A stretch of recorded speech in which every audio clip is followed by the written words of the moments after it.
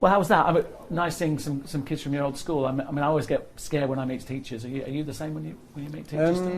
No, I like it, to be honest. I've been back a couple of times since we left, so yeah, it's obviously nice to see him, and you know, for the kids as well. I always think it's positive for them to see me, and you know, it'll make their day now, and you know, they'll go back, enjoy the rest of the school day, and you know, they've got a story to tell their friends. So. They were saying down there you came to a school disco last year. I did? Yeah, apparently. Oh, yeah. Was that right? Yeah, I went and showed some moves? No, I didn't show some moves. But I just went in there to show my face. I just remember the school discos when we was there, there was so much fun, and you know, when you're there with your friends, there's nothing better as a kid, just enjoying yourself, and so I just wanted to pop in and just show my face. But yeah, it was really good. So yeah. Their faces are amazing. They looked up to you like some sort of hero. Can you remember being them? Because what's normal for you, bringing a whole store to a standstill, is not normal for most people. I think obviously when you're a kid, everything's bigger than what it actually is.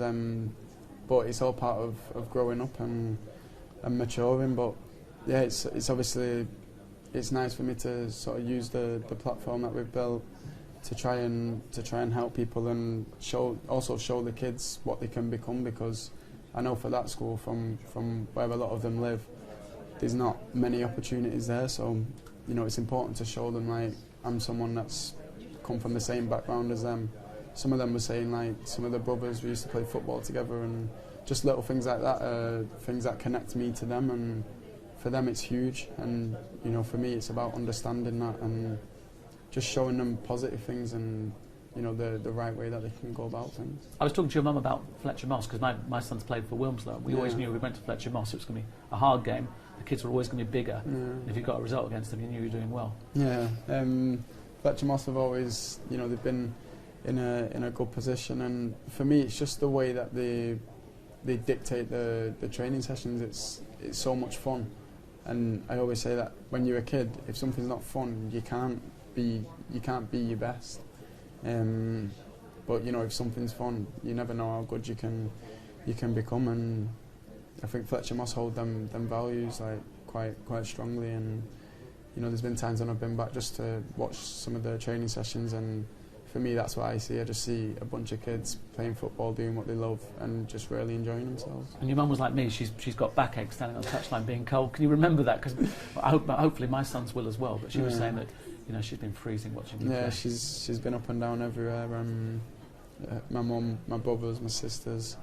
There's been a lot of people that have travelled, you know, very far, considering that when I was younger nobody drove in my family, so you know, we was catching buses or trains, so it was definitely a struggle. But yeah, you know, it's all worth it now looking back, and you know, them moments make it more special. You know, especially for my mum. How has Manchester changed from being you know, the kid that sees everything that's big to being the big kid, if you like? The biggest change is that I can influence it more than I could ever imagine. So for me, that's like the big eye opener, and I want to use that opportunity for the good of the city, and just, you know, I speak to kids of the community, especially where I grew up, and everywhere I go in Manchester, there's someone that knows one of my brothers, or someone that knows my sister or my mum, and that's what makes it special for me. You know, everywhere's home, and I think once I started to understand that, I think you reach the people that you can reach and influence, and you know, the lives that you can change. It just becomes greater and greater, and the urge to do it as well, because you know, you're helping people that could be very close to your family without you even knowing. So yeah, it's obviously very positive, and you just want to keep, like, this is something small, and you want to keep bettering it, and you know, hopefully next year we can push it more and get a wider range. But it is a proper problem, isn't it? If you come into Manchester regularly, there's homeless people everywhere. I mean, there's a lot to be proud of, but that's something to be ashamed of, isn't it?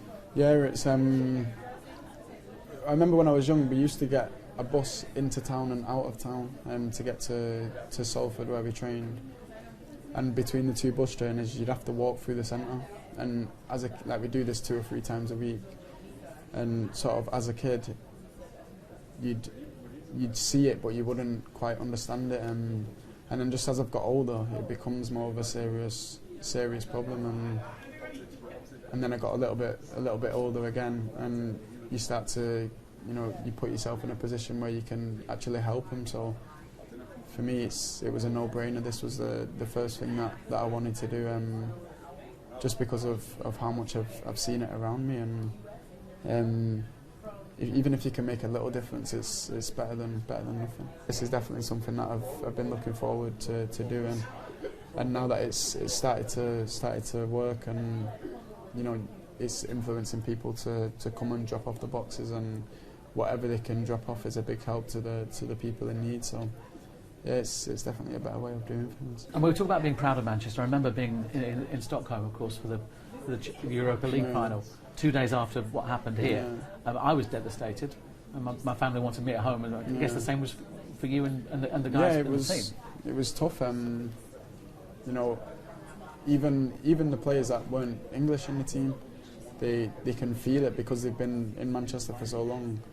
When it happened, they can, the vibe was, it was tough. I remember going to the hospitals, and we seen about 40 or 50 kids. And out of them, probably about 15 was people that I even knew, or they were friends of someone that I knew, and it was tough seeing them in the position that they were. But you're just grateful that they were still with us, and things like that. That's when the city came together, and that's another thing that's special about Manchester. And we all got united as one, and it's important. And if we can unite as one in this aspect, we can make huge differences. You tweeted out the letter that you wrote to your mum this week about kind of how you set your life out, about working hard, about just wanting to be part of Manchester United. I think it spoke everything about what the club means to you.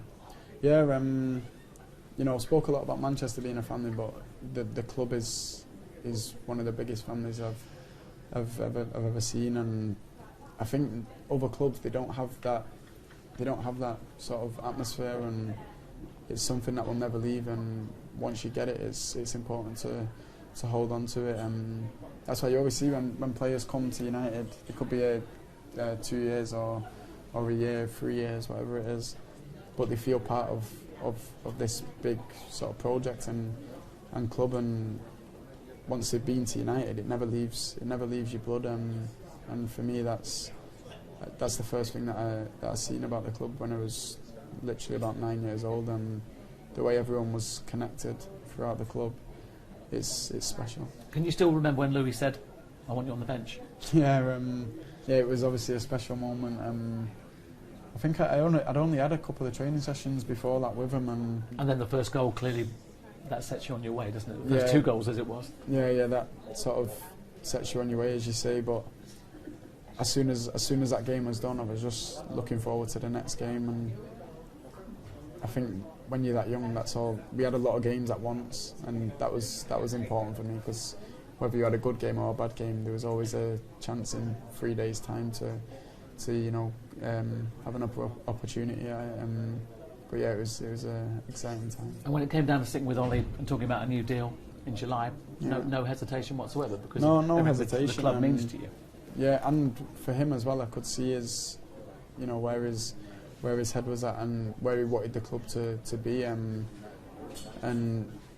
for me, it was just a no-brainer. We was on the same page, and we both wanted the same things for the club. And Ollie's a great guy, great manager, and he has the club's interest at heart. And so there's not a better person for the job, in my opinion. Have you got used to the scrutiny? As I said, you brought the store to a kind of standstill this morning, but people like me analysing everything you do, every game you play, every chance you miss, every goal you score. Have you got used to that? Yeah, I think it's part.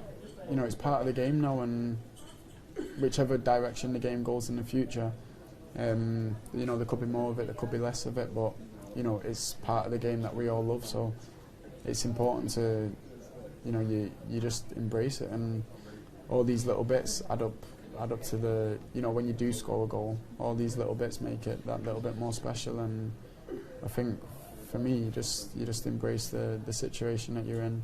You take the good with the bad. And I'm young, so it's just about improvements, and you know, for me, when you get to the ages like 24, 25, 26, that's when you're going to be in your peak years and you want to be playing your best football. So for me now, I don't want this period to be as good as you're going to see. So I just keep that in mind and just keep working hard and improving. What's clicked in recent weeks, because you've had a good couple of weeks, you know, qualification for the Europa League, qualification for the European Championships, and goals coming left, right and centre? Yeah, it's been good. You know what I mentioned before, when you have a lot of games, it's good for your rhythm, and for me that's been the biggest thing this season so far. You know, I've had a lot of starts and a lot of minutes on the pitch, so sort of when you do get that chance in front of goal, it feels just like second nature because you've been in that situation maybe a couple of times that week. How does your mind work? Does your mind work thinking, great, I scored against Brighton, against Belgrade, or I could have had 7 in those 2 games? Because you could have exactly that one. You could. You always, as a striker, you always think about the ones that you miss more than the ones that you scored, because the ones that you scored, like, the moments happened and yeah, it's good, but the ones that you missed, they're something that you can, if you can change something in the future, you could have 4 or 5 goals. But yeah, there's been a couple of games this year where, you know, you could come off the pitch with 3 or 4 goals, but fine margins. And for me, the fact that I'm getting in them positions now and people are, you know, saying that means that I'm doing the right things to be in that position on the pitch. So you know, it's obviously tough that I've not scored more goals, but at the same time, to be in the position to score the goals is fantastic. And you know, I've just got to do the last bit now and put it in the net. But you look more together as a unit than I've known over the last 3 or 4 years. Like, you look at the way you celebrate goals together. That wasn't the same 2 or 3 years ago. Yeah. You know, you talked about the family there. That seems to be almost rebuilt. Has Ollie helped that, or is it something you've done together? Or no, I think when he's come in, obviously during his spell at United, that's all he's known. So when he's come in, it's just back to normal. You know, because in his head, what he wants for the club is what he knows works. And you know, obviously he had a successful time at the club when he was a player. So 100% he knows how to win for this club. And you know, we have to listen to the staff. Obviously we have Carrows as well. We have Kieran who's joined, and you know, to be honest, it's very positive. And you know, I just remember pre-season. I think that's probably the best pre-season that I've had for United, and not even in terms of the games, just in terms of the training and where we was all at mentally. And for me, that focus has to remain throughout the whole time that he's managing the club. Because if we do that, we know that on our day we can beat anyone, and if we do that, we'll really improve. What does success look like, do you think, this season? Is it top 4? Is it getting a trophy? Or? To be honest, if we got top 4 but we didn't get a trophy, I wouldn't come out of the season happy. If we manage to get some trophies and get ourselves into the top 4, then of course it's been a successful season.